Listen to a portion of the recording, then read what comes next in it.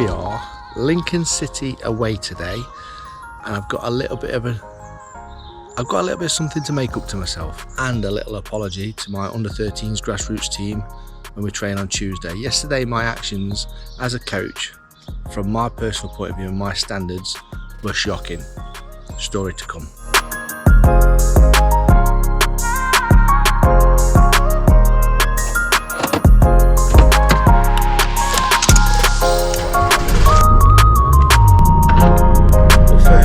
Make my way to Lincoln, where my Notts County team are playing a really important game of their season. No wins as yet, 3 played, 2 draws, 1 defeat.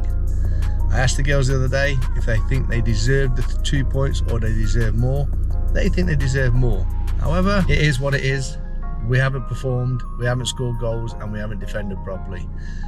And that happens in football. You don't win football matches. Right, get my journey underway and I'll tell you the story of how poor a coach I was with my young players yesterday.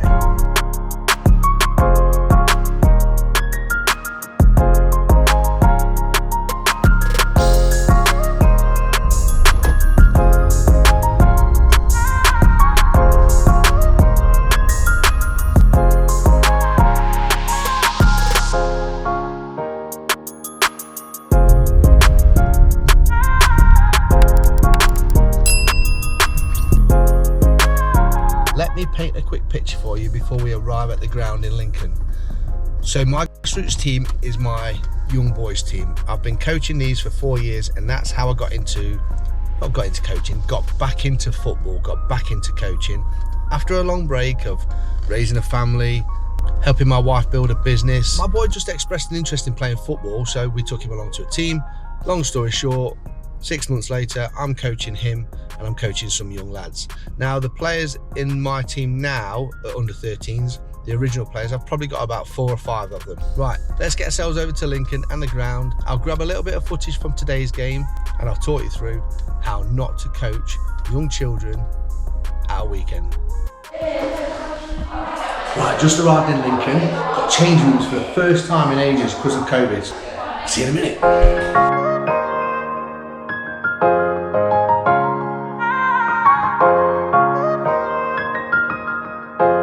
I've turned up a little bit annoyed with the fact that how some of these players react to our coaching style and my coaching style, and sometimes James's coaching style as well, and a little bit annoyed the fact that they think they know better than we do, and maybe they do, maybe they know a little bit more than what I'm giving them credit for, but at the same time we're there to help them, we're there to help them learn this game and learn the ins and outs of football. The first thing I got wrong was my perception of what was about to come. We've got a little bit of a diesel situation going off in the UK at the moment, where all the petrol stations, all the diesel stations have been short of fuel. So cars have been queuing, trying to get their cars filled up with fuel, and the queues have been mental. So we knew it was going to be a bit of an issue getting to the pitch. So some people decided to leave a little bit earlier to make sure we got there on time. So I've got to the pitch. There's probably about 4 or 5 players, my child being one of them, and having to kick around, a little knocking the ball about, a little rondo situation. I got involved with them as well, just like had a little bit of a laugh and got them smiling and making them feel nice and relaxed, as I like to think I do.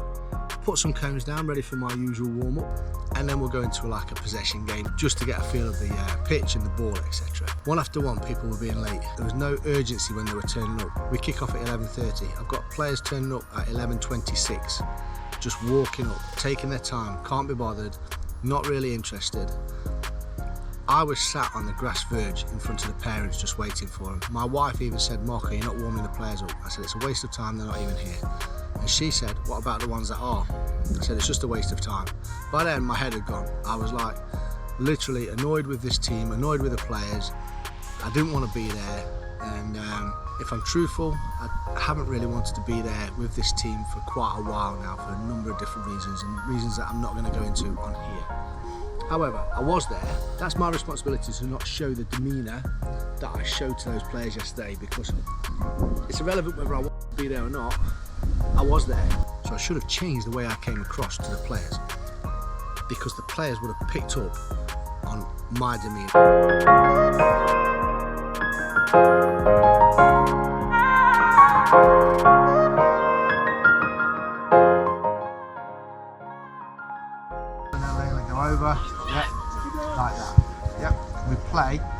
we can, as often as we can, into the overload.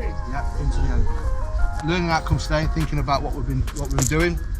Literally, don't worry about the formation too much. It'll just come naturally. That will. The philosophy hasn't changed. If they've got the ball, we smash it and get it back as hard as possible. Okay. We're aggressive in our tackle. We're aggressive in our play. We want that ball because it's got Knox County's name all over it. Don't let them turn. Don't let them play. Ball comes into midfield. In out. Don't let them play. Don't let them play ever. Ball's out there with pressure. Pressure, pressure, pressure. Don't let them cross. Can't go the whole game without a team getting across against you or passing against you. I understand that. But as much as you can, because this is where we've had our downfalls, don't let them play. You've got to be right on top. Midfield, snap into it. Okay? Eleanor, Layla, snap into them tackles.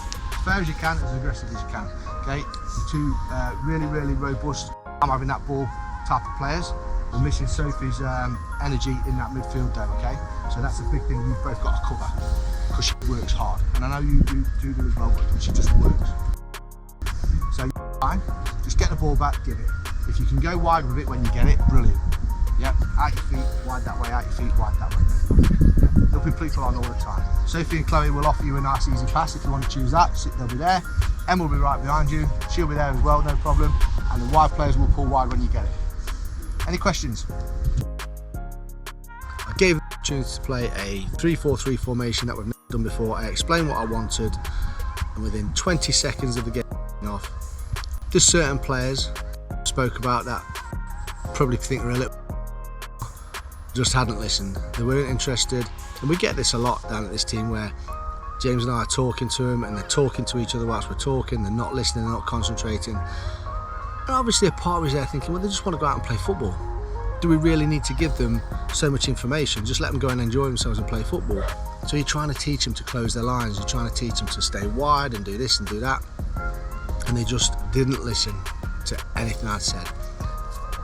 By this time, as I say, my head had gone. So once the game had kicked off and they weren't doing as asked,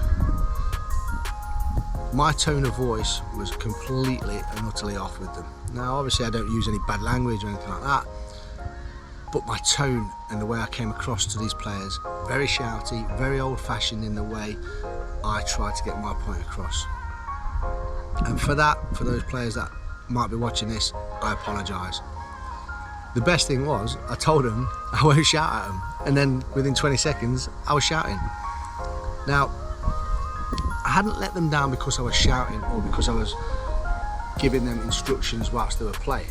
I let them down because when I turned up to the game, they could see and they could probably tell that I just wasn't interested, and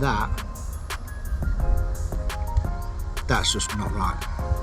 It makes you question why you're doing it and what you're doing it for, and that's just unfair on everyone. It's unfair on the parents, it's unfair on the players, it's unfair on myself and my profession, and I've had to reflect on that and have a look at myself and say that's never ever happening again. So whilst I'm involved with this team, I will change my ways when I turn up at training, I'll change my ways when I turn up at match day, and I will work on that side of my game and that side of myself as a coach. It's not an ideal team for me to be involved in. My boy loves it. He's improved as a player a little bit as well, so I'm quite happy with that.